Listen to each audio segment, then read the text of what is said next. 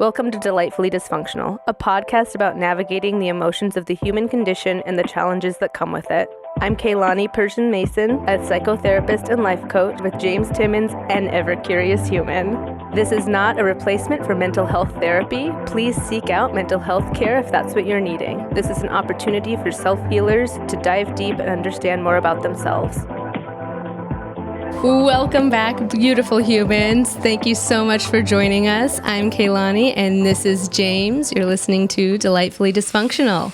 And a lot of you might be able to tell visually that it's been a while since Kaylani and I last met because we're not color coordinated. No. So we're out of sync. I was away at my training for a week, and we're out of sync now. Well, you're on like a really, like the highest echelon of wavelength. And so being out of sync, vibing. So being out of sync with me is a good thing because I'm still like down in the weary drearies. I'm going to pull you up after this. I'm going to jazz you up, James. So next week will be color coordinated. Yes. Oh my goodness. I'm so excited. I'm so excited to share with you my experience. But before we dive in, are there any updates in your life? Anything that's been new, exciting, different? None of those. I just want to hear about your experience. None of those? I should just dive in? Yeah. Okay. You convinced me I will because I'm just bursting at the seams. I'm so excited. Where did you go? So I was in Topanga Canyon in California. Topanga? Like Boy Meets World? Yeah. Topanga? Is it named after her? Beautiful. I have to show you some pictures. It's gorgeous. I'm sure it was named after Topanga from Boy Meets World. Yeah. Don't fact check me. Just know. Yeah. Just know. I'm going to assume. And I was there at a psychedelic assisted therapy training with a bunch of medical doctors, psychologists, psychiatrists, social workers, therapists, counselors, and it was beautiful. It has just reaffirmed my purpose for this work, and I'm so excited to share with you. But I'm going to be taking a tilt that really blends in well with this month's theme, and it being October. It is Depression Awareness Month. And so I really am excited to highlight some of the pieces that just I think are going to resonate with everyone. I think it's a part of humanity. And so have I said excited enough times? Is there a tally? No, just keep on saying it. I'm going to start though with my journey home. Okay. So I'm going backwards, and I still have to marinate in the magic of what was created at this retreat to really fully share it. So I'm giving you just some of the tidbits that resonated with me today. Okay. But on my journey home, I felt so torn. I wanted to take all of these lovely humans with me. I wanted to fit them in my pocket. And I was almost worried that, is this energy, is this light going to be able to stay with me as I come home?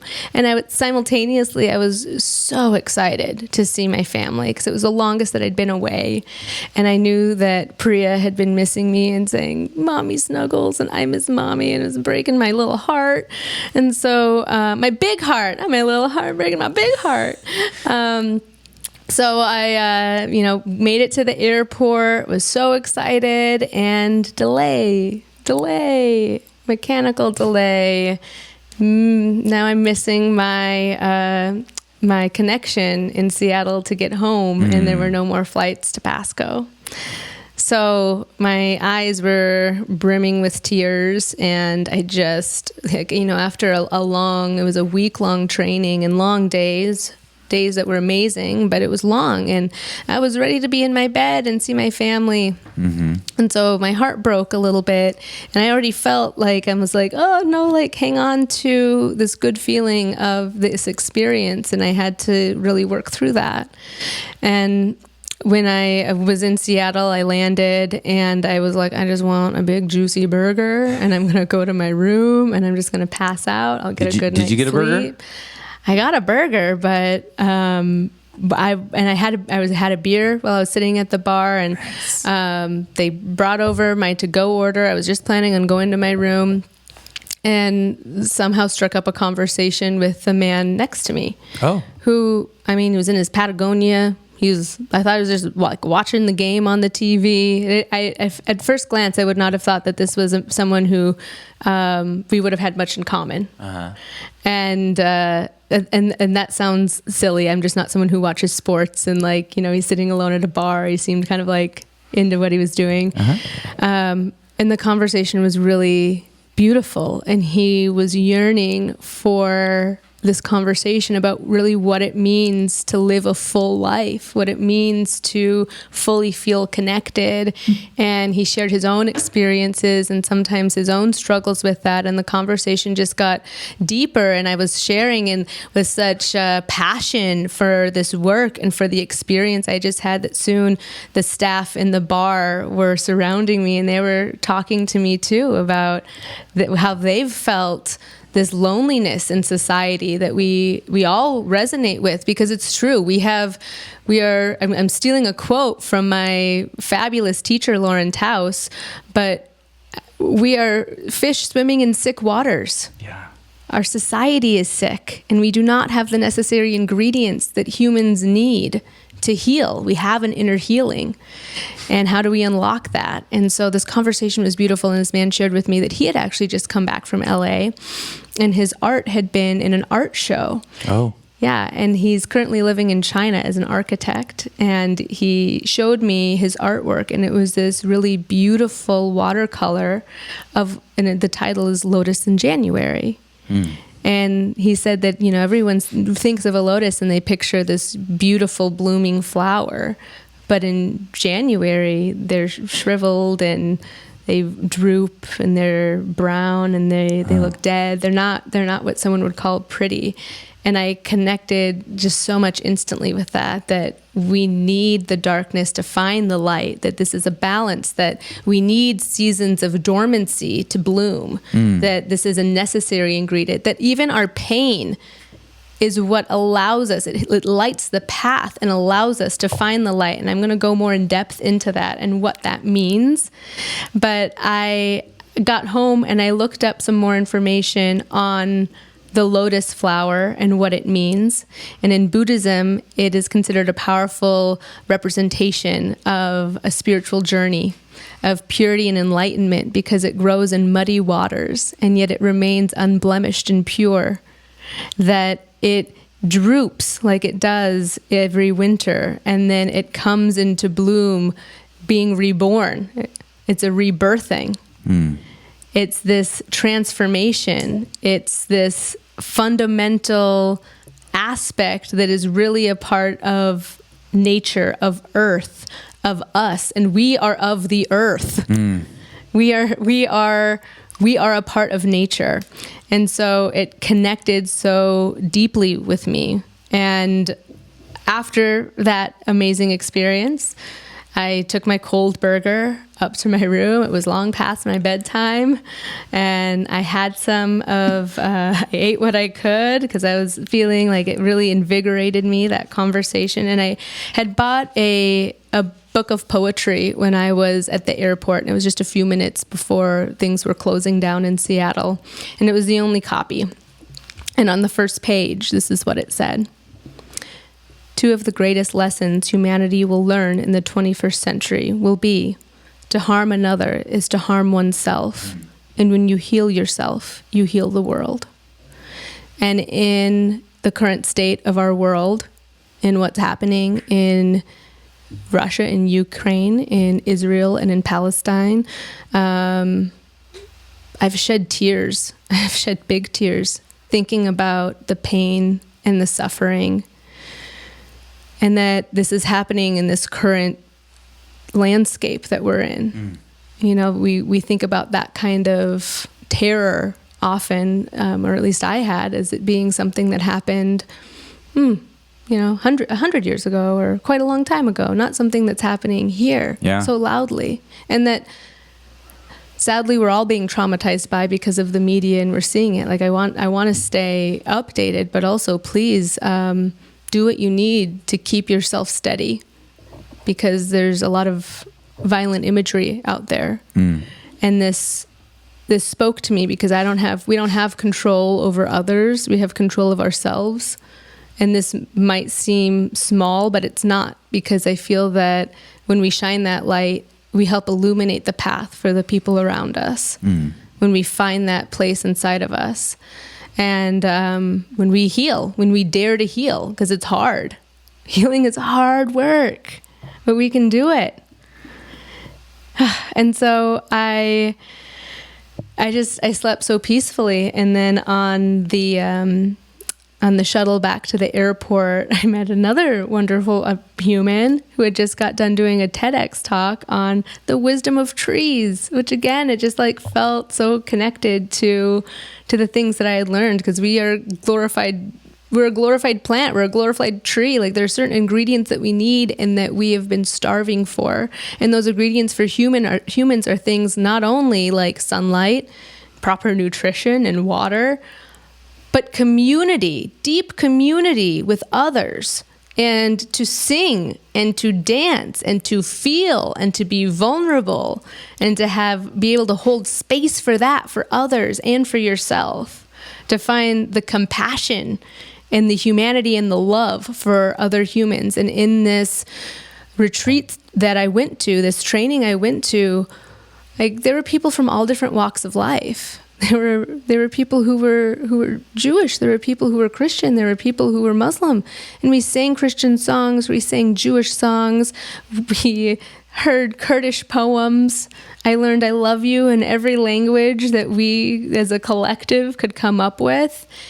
And with such ugliness in the world right now, and the atrocities in humanity that we're facing, I want to spark a rebellion to create more love, possibility, and healing. And I want that to light a fire inside of everybody. Yeah. That is such a beautiful... What's the word I'm looking for? That was beautiful. Everything you just said. So I could tell how lucky that guy was at the airport to encounter you fresh off of like... I'm just like vibrating with this energy. Well, I feel like it reminds me of Gandalf when he goes from Gandalf the Grey to Gandalf the White. Like upgrade. Yeah. I leveled up, y'all. Yeah. Well, I can tell, like, you're just like emanating this new energy and excitement and passion. That was monologue. That was like a 10-minute monologue that I was just like... And I got more. I'm going to dish it out. Bam, bam, bam, bam. But yeah. And like, we can all find this. That is what I've learned. And yes, it was a psychedelic assisted training, and it was an immersive experience. So there were 2 psychedelic experiences that I got to have. And one might say, oh, well, of course, that's the drugs talking. And it wasn't, because I was feeling psychedelic just by the community before that even happened. Mm-hmm. And it was ketamine that it got to experience. And we'll share a little more about that piece, I think, at a later time. Another thing that happened too, a profound leader in the work of psychedelics and who worked for Johns Hopkins and I can't remember the department, but like psychedelic spirituality department at Johns Hopkins, Roland Griffiths, he passed away just a couple days ago on October 16th. And I feel so incredibly blessed to have seen him when he was alive at the conference I went to this summer.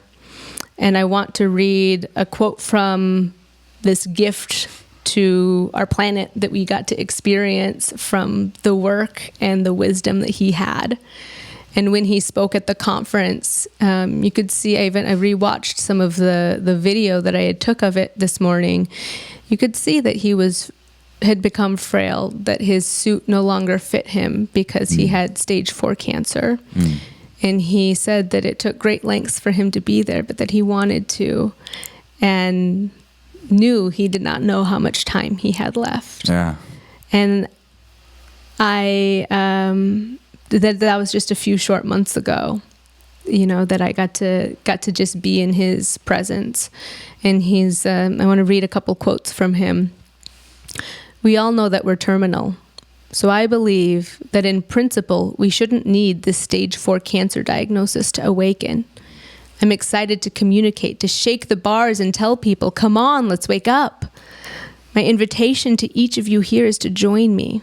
Let's join together in this celebration to stay awake to the profound preciousness, that interconnectedness. We are all in this together. The sense that there is something benevolent, meaningful, and purposeful about it, and that it feels so completely and authoritatively true. It's simply astonishingly beautiful.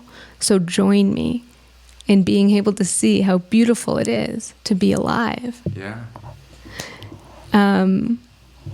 It was life-changing, this experience, and I want to cultivate that momentum by continuing to shout it from the rooftops. So thanks for listening, James. Yeah. I think that everyone that just heard that is probably also thankful that you shared that. That's, beautiful, powerful stuff that you just shared. And I like, because you were sharing with me a little bit before we started recording, and you had mentioned that like all these different people from all different walks of life, you guys kind of had the similar, like it was just all about the human experience. And because we all have pain, and it sounds like there was a lot of inner child healing at that retreat, right? There was a lot of healing. Yeah. And it sounds like that the psychedelics were a really useful tool to unlock that part of your subconscious, right? That exists, and there's stories and there's visual images inside of your brain right now that you don't even have access to, right? But then you were able to access, and that gave you a story of you said legacy, right?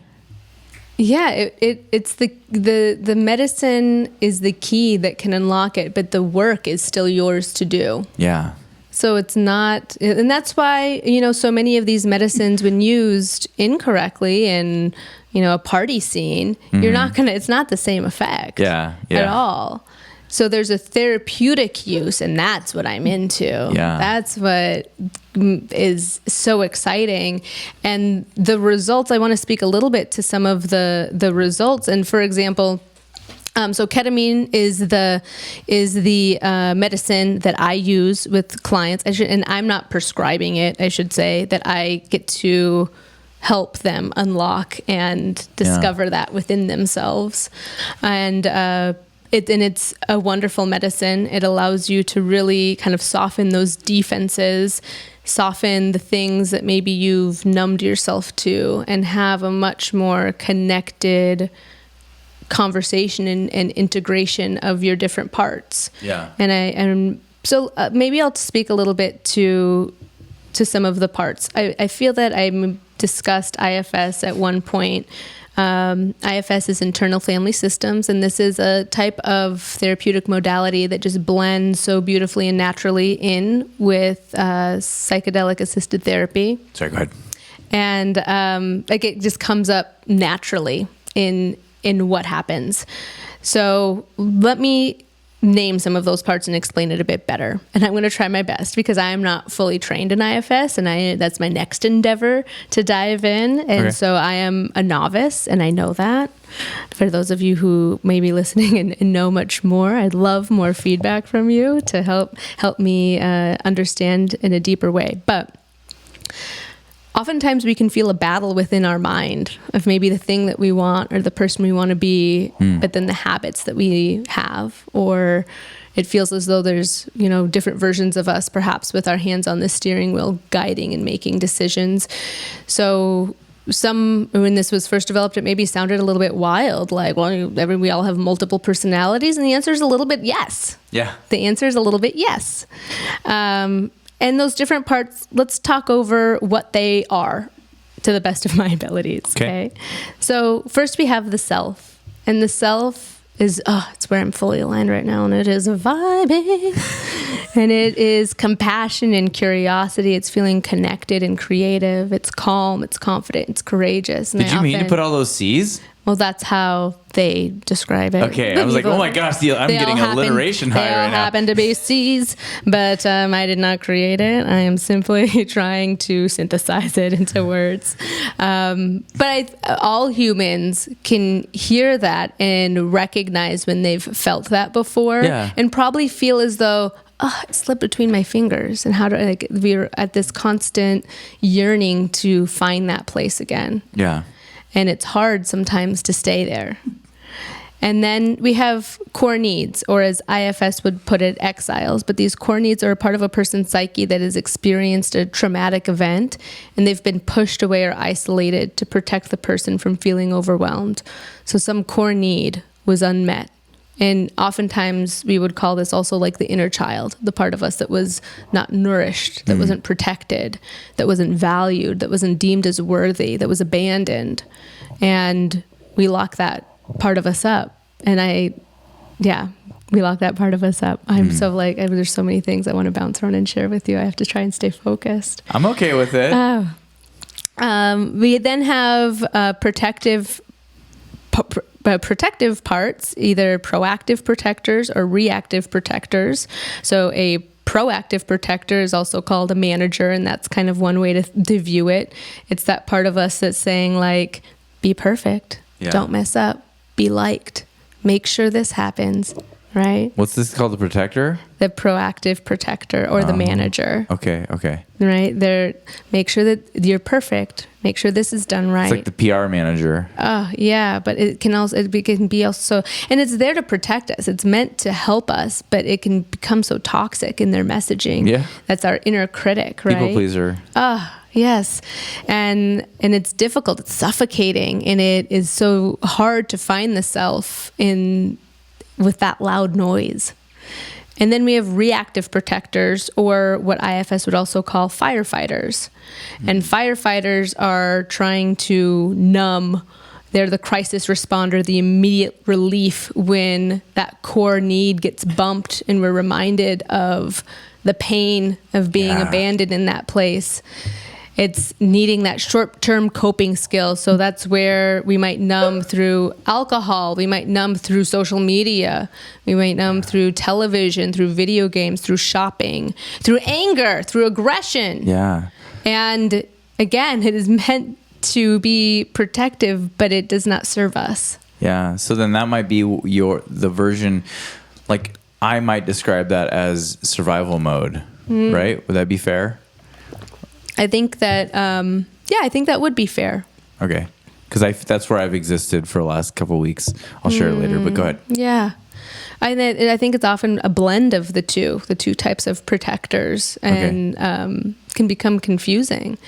So the magic of psychedelic assisted therapy is that you can now have a conversation with those parts and integrate them and help them become more curious about one another, because they're really just wanting to be heard and understood. And that's what the healing is. So the theme for this podcast episode is finding light in the darkness. And what I realized from this experience was that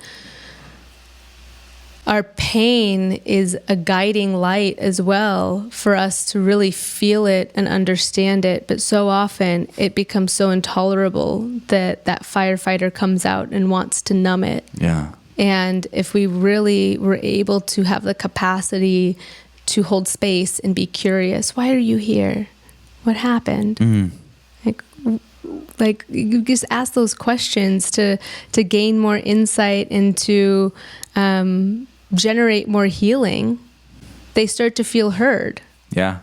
And there's a reintegration that happens. There's one of the facilitators, a beautiful woman named Ashley Booth. Please look her up. It's coming out soon, and I will shout it from the rooftops when it does. But she created a graphic comic book of sorts, explaining this, and the visual representation was that the self was the sun, and these, core needs, reactive protectors, proactive protectors, these are the clouds that can often cover the sun. And so what does it look like to let that fade away, to have those conversations with those parts and understand one another? and to let that light shine, and to let. There's this beautiful photo of like the sun like hugging the clouds at the end. It's not that we're wanting to banish them. Yeah. We're wanting They're to useful. come to peace. They're useful. But they have their place. The visual that I got as far, because it sounds like it's the goal is to keep coming back to self, right? Mm-hmm. That's who you want to be. Self is that seat of consciousness. Yeah. And the visual that I had was just, we've kind of talked about in previous episodes, but it's like the compass or the barometer, like, because wherever you fall off track, you want to keep coming back to self. But I mean, the sun and all that stuff, that's so perfect, because a previous guest, Sabrina Hadid, Dr. Sabrina Hadid, I believe she calls herself the internal compass doctor. Oh. So it is this like internal compass that you get to activate, and that's where the healing is. You're able to heal yourself. We have the ability to heal ourselves. Because self, is like objective. That's like, like true north or something. Yeah. So, because those characteristics that you listed off of self, those are kind of the if you feel like unaligned from those characteristics, then it's important to do the work to get back to feeling all those characteristics. Right. Yeah. Right. So I guess I wasn't planning on sharing my experience, but I want to give an example. And I think all of us listening are excited about the passion, so keep on going. Okay. So in my second journey with ketamine, it was an intermuscular experience. So it's a shot, and it is a more intense experience just by the mode of transmission. Right? I have one stupid question. Sure, bring me all your questions. Okay. Do you kind of like black out when you experience it, or is it like, do you become more conscious?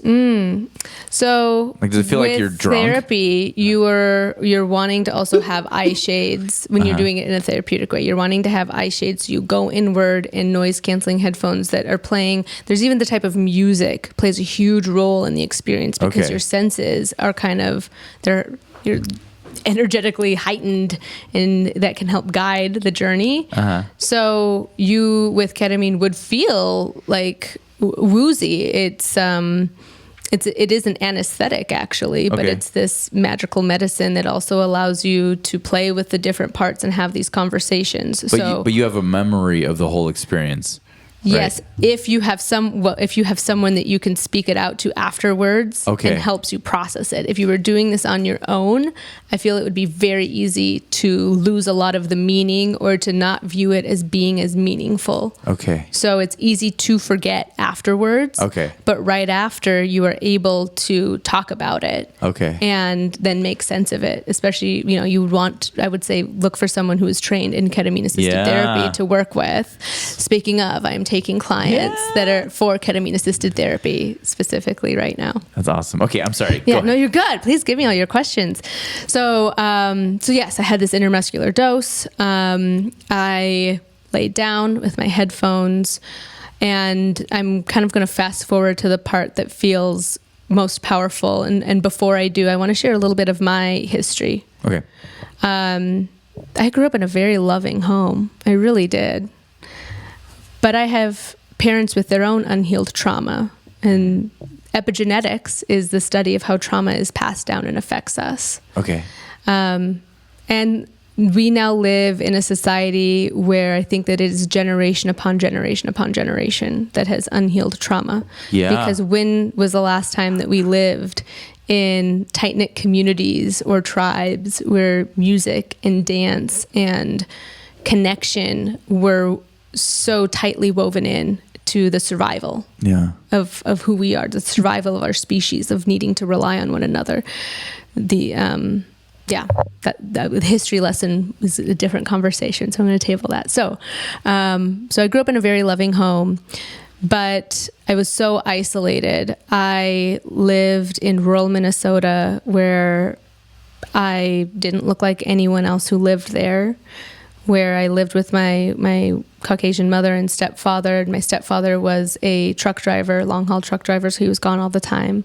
And my mother soothes her trauma by overworking And she had her full-time job. She and I are managing the farm while my stepdad was away. She also had a dried floral business. She also was flipping houses. Like, it was too much. And there was just a lot of time left alone. I read a lot of books, and books were my friend. And even there were no kids to play with. There was no neighborhood because it was miles away. And I lived between two cemeteries, so it was quiet. And that sounds really peaceful in a sense if it's something that you're choosing, but if it's something that you're stuck in, it's suffocating. Yeah.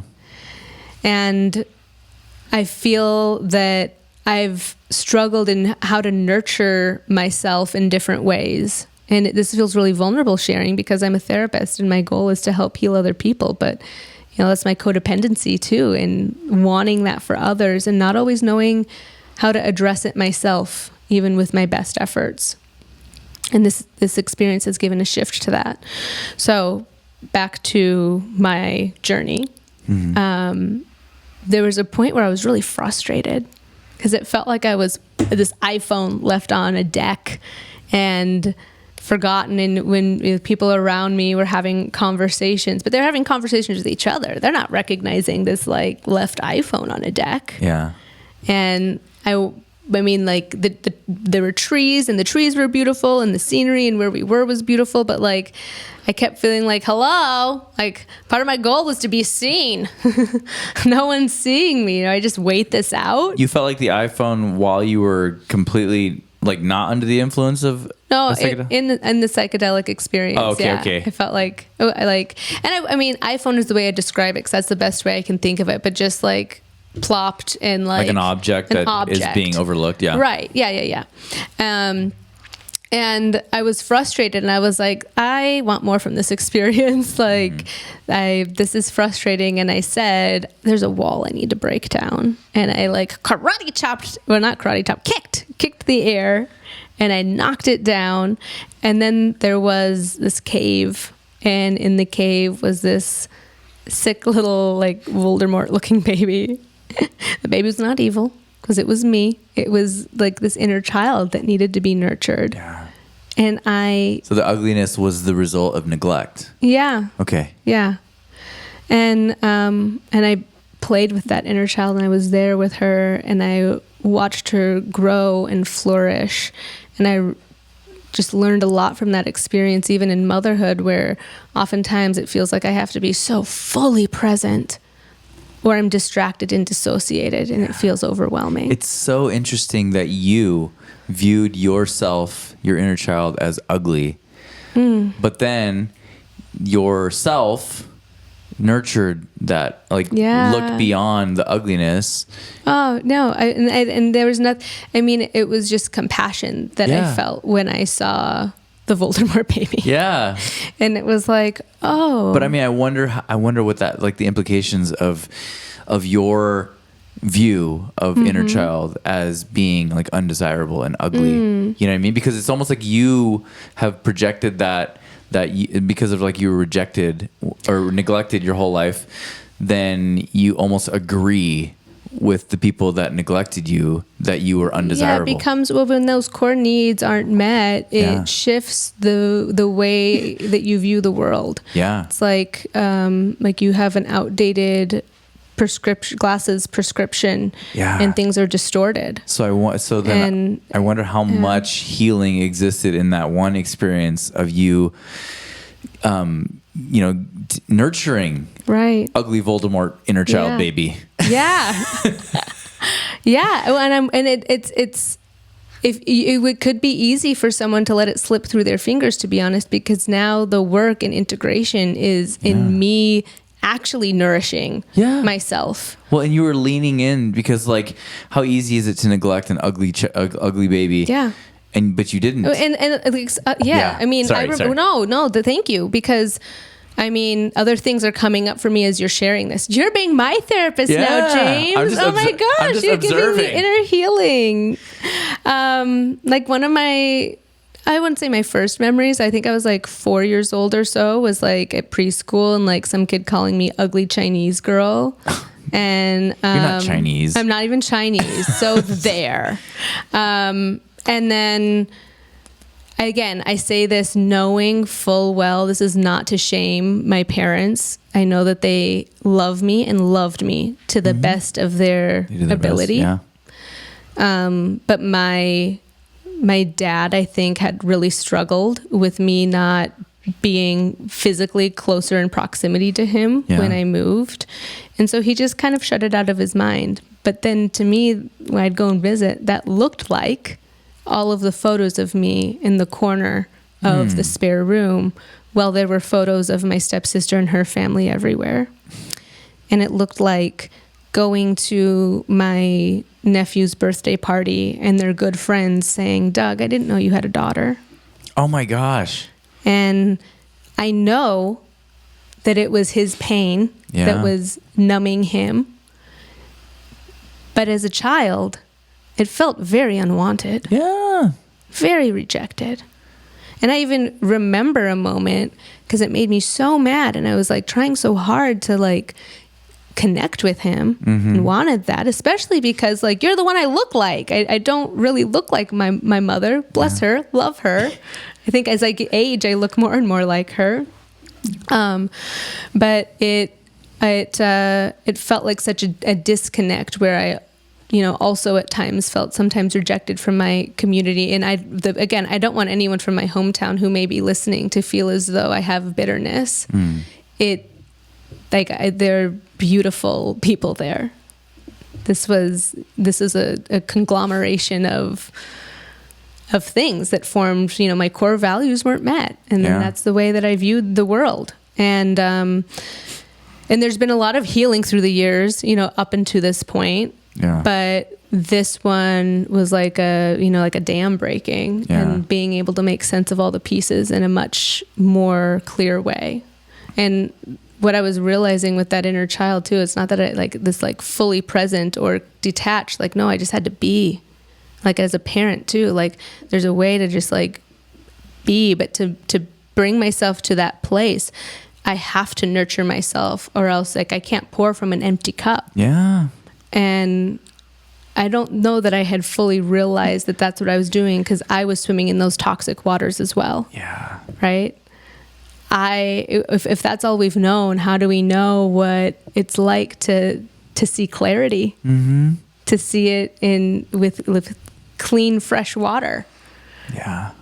So it's been really beautiful. Like last night, instead of turning on the TV, I haven't even watched any TV. And I'm not going to lie, like I binged that shit. Like that was my family when I was growing up. I was like, what's on TV? And it helped me not be lonely. And it became a crutch at times. And so like we didn't watch TV. We read poetry to one another in bed. And this morning, I didn't fill my mind with podcasts, although continue listening to Delightfully Dysfunctional. This is a good one. I listened to music and I danced with my daughter and I didn't care if I was going to run a little late and I texted you. And I'm doing things differently, but it's happening with intention in a way that is so much easier to access. And a part of it is the magic of that community that was created. And when you see someone else's healing, it is like the most beautiful thing. And you fall in love with them and you see their heart, and it helps you not only have compassion for them pouring out, but compassion for yourself. It's infectious. Everything you're sharing, like I'm so excited if I feel the waves, the energy. But I just want to tell you that you are such a gift, Kaylani. And I know that you were neglected and rejected when you were a child, but but you gleaned a lot of wisdom from all that, and so we all get to benefit. And I'm glad that you're not rejected anymore, that you have your own little family.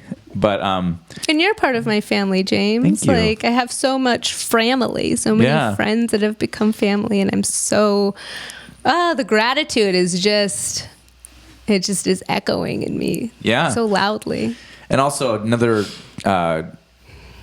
observation or just question was, or I guess, I don't know, I'm just going to say it. I love that Voldemort baby was behind a wall, or I don't love that, but I mean, it's so interesting. Yeah. And that you had to physically kick it down, because Voldemort baby existed this whole time in your brain, and then like in order to access, I just keep calling him Voldemort baby, your inner child, you had to enter a specific type of consciousness, or subconsciousness, whatever, and then physically kick down a wall. And then there was the baby that's been dying to be neglected for so long. Just wants to be loved. Yeah. Did Voldemort baby change physically? Okay. Yeah. It changed into this beautiful little girl who was running and playing around me, and was thriving and was free. And, like self-care routines, there've been, everyone has seasons. Just like the lotus flower, we can be dormant, we can bloom. And there have been seasons when I've had good self-care, but when the overwhelm and the stress of life happens, and when we're stressed, we regress, and it becomes more difficult to find that seat of consciousness that it's funny, I'm looking at a book on my shelf, Seat of the Soul, which is also kind of poignant in this conversation too. That seat of the soul, that seat of self. And I would find so many excuses not to do the things that I know would fill my cup, because I felt that I needed to be productive and I needed to produce. Yeah. That got to be the cherry at the end of whether my to-do list was done, instead of a prerequisite for allowing myself to thrive. Yeah. And so this was me neglecting myself in big ways. And even to the point where last year my body was affected by it. My body, I had a hernia and an ulcer, and I was withering away. I was struggling to keep 100 pounds on my body. I couldn't eat without feeling sick. Like I had no clothes that would fit me. So and you were becoming Voldemort baby. I mean, it was a wake-up call for sure, of like, something's got to change. And it was not for I didn't want to be that size. I was kind of disgusted with how I looked, and had to really work through that. I'm in a much better place. I'm in a much healthier place. But so this is a perfect example too of how our psychological pain can influence our physical health. Yeah, and it absolutely. is so interconnected. In fact, psychedelics have been used to treat things like rheumatoid arthritis, because inflammation is pain. Yeah.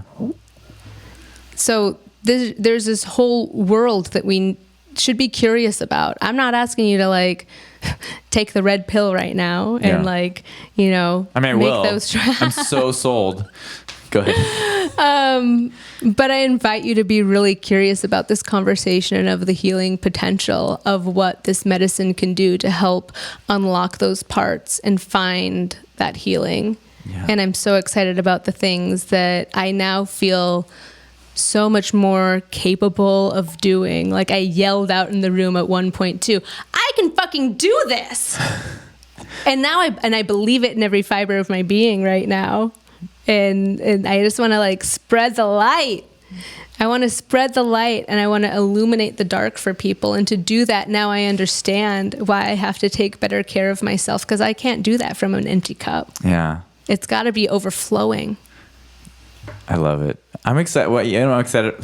You know what I'm excited about is all your friends that you made at the retreat getting to listen to this episode, because I can imagine that they're going to be like, it's going to light them on fire, Oh, we have this group chat, and we're all sharing these like synchronicities that are happening for us and cheering each other on. It's so supportive. It's so loving. It's so beautiful.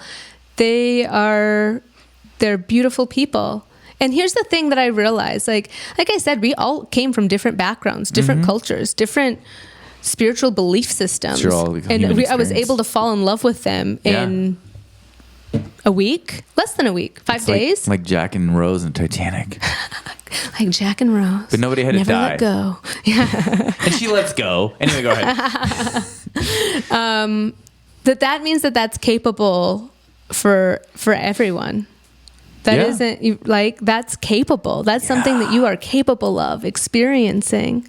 Like and that having level of connectedness. That level and that level of healing. Because people will tell you in the context of a relationship, people will tell you that like you move too fast, like there's no way you can fall in love in such a short amount of time. And I mean that's usually true, but but yeah, like to actually if people come together with like specific characteristics and like and if they have the right container, meaning that like the right people to facilitate that. Like because everyone's going to come into a group and have walls up. Yeah, like if two people come into the same room and they're both just ready to receive each other, then it's like, dang, let's see what happens here, you know? And I feel like you went to a whole community where people were just ready to receive.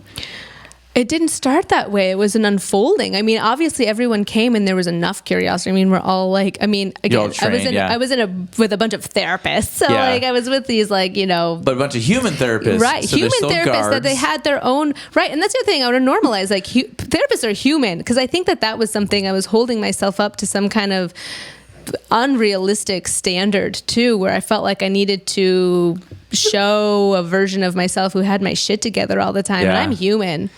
I'm human. Yeah, I experienced that just yesterday where like I had been holding like information away from somebody and then like I was like, you know what? I want to create a culture of transparency. So I'm just going to share these things that I'm ashamed of. Yeah. And I did. And it just I slept with peace that night because I was no longer isolated. But anyway. No. Yeah. Yeah, exactly. Like to find the space to be more open and free and loving with our words. And I remember being like that, like a little child. It's like a homecoming is what it feels like. It feels like a homecoming. And for so many people who have been neglected in childhood, it feels like a longing for home, but there is no home to come back to. And I understand now that home is within me and it is within all of us. And how do we, it's in that self, and it's the healing balm that is soothing, and it allows you to see things with so much more clarity and compassion. Yeah. Oh my gosh, we could talk for days about this, but you said you had a reaction that I do have a video I want to show you. Before we close out of this discussion of my experience, I wanted to share a text that my husband Zach sent me this morning. And he said, call it a contact high from your trip, and hearing about community, connection, love, and hearing that the healing that occurred between a group of strangers with very different backgrounds, cultures, and no centralized dogmatic religion. They were able to have such a beautiful encounter with the divine, blending science and spirituality together. I had the best journaling session I've had in a long time. It felt restorative and life-giving. And this is what like shining that light, I hope, is doing for the beautiful souls who are listening right now. I love you. If I haven't met you, I love you. I know that there's beauty in your pain. I know that you are capable of healing and finding that inner healing. Yeah. And I have so much compassion for whatever it is that you're struggling with right now. Dear human, know you're not alone. Okay, so this is a clip of Jim Carrey in an interview on the podcast, The Quote Bibles. What's happening right now inside everybody is they're going, who am I? And they're depressed. And they go like, why am I depressed? Well, it's because you're trying to be something for the world, you know? And as soon as you let that go, better things happen because they're just happening. But it's not, now it's just sadness. Sadness comes, happiness comes. It's the weather that flies by in the sky. It doesn't sit on you long enough to drown you, What's happening right now inside everybody.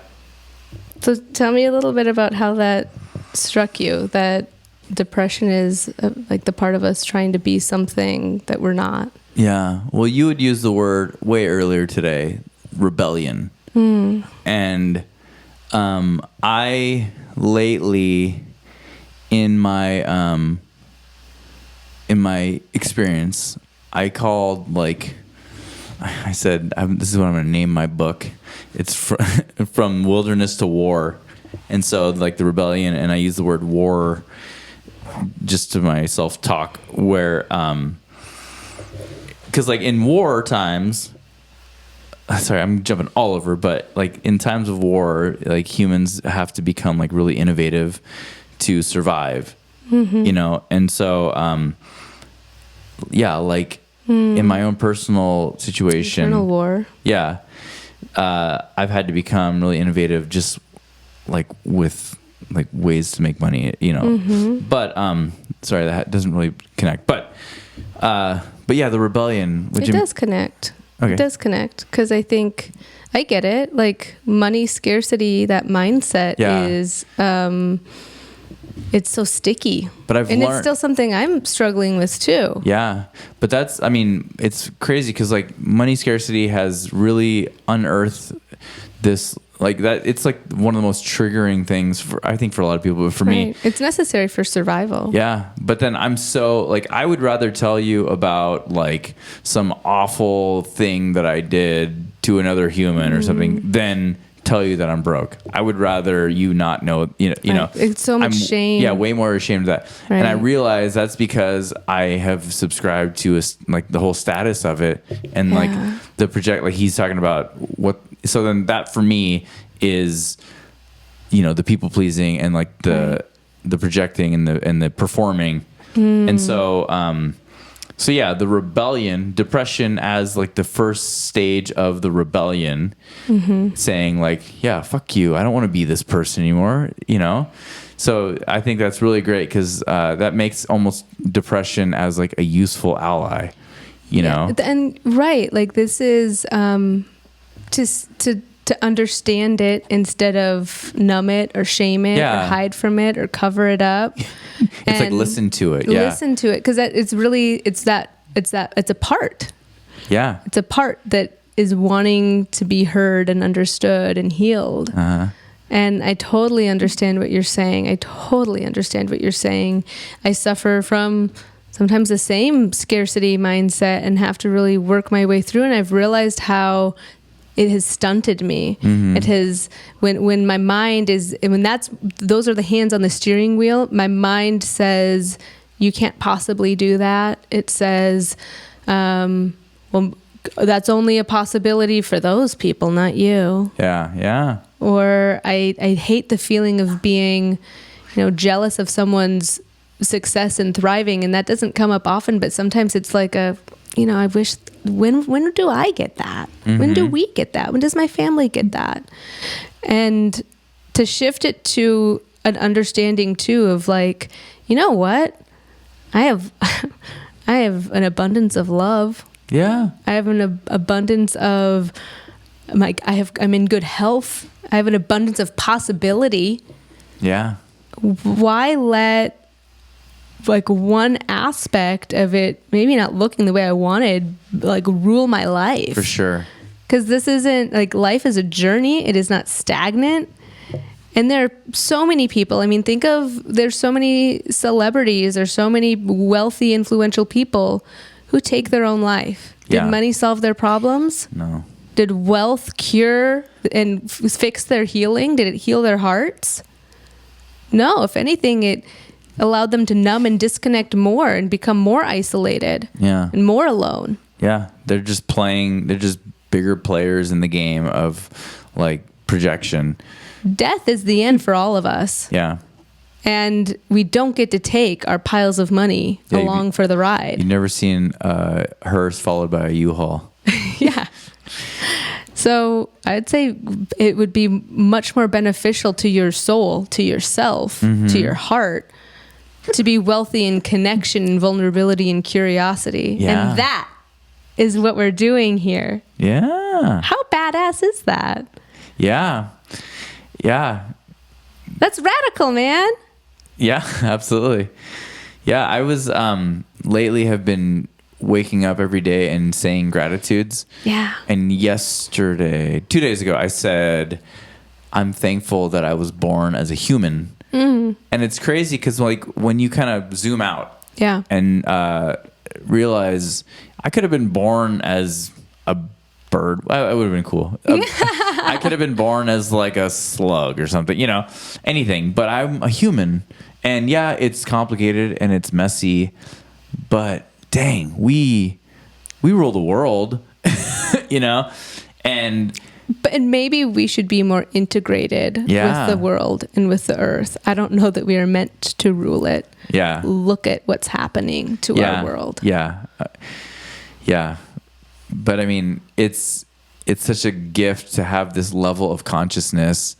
And right. And I think we choose this experience. Yeah. But we forget how to learn the lessons because there isn't space, like being constantly consumed with opportunities to steal your attention doesn't allow you a space for this. Right. It doesn't allow you a space to understand yourself. If every time you're alone, the silence is too painful and you need to have more noise in your life, you how would you find it? Yeah. Well, yeah. And I had this visual of being like this, like looking at Earth from outer space, and then being like this, you know, energy. And then I get like, if I were this like just energy that I was given the choice, like, you get to go live on Earth for, you know, 80 years, whatever. Mm-hmm. What do you want to be? I would still choose to be a human. You know what I mean? And so then with that perspective, it's like, okay, well, if you got the choice to be a human, which you do, then like, how are you going to like best experience that human experience, you know? And like, I think that we're like unlocking all those tools of that, you know? Yeah. So like, don't live on accident, like choose to be human. Yeah. And choose to live with the greatest human experience, you know? And I think, when we're too entangled with those parts, we lose track of what's really important. Yeah. And what's really like this opportunity to live life. Like Roland Griffith said, like, join me in this experience of loving life and the beauty of it. Yeah. Yes.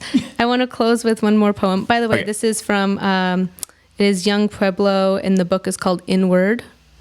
I highly recommend it. A lot of them are very short. This one's a little bit longer. Much of my confusion and sadness came from being disconnected from myself. The greatest journey I have taken so far is the one where I ended the alienation between me and all that I am. The one where I connected my light and my darkness. Where I reunited what I wanted to know with what I did not want to face. Only through this union and truthfulness did I begin to feel at home with my own being. Coming home. I want us all to come home. It's beautiful. Thank you so much for listening to Delightfully Dysfunctional, you beautiful freaking humans. Please like, subscribe, and write to us for our advice. But more than anything, find a way to nurture yourself today. Thank you for joining us. Bye. Bye-bye. Bye-bye.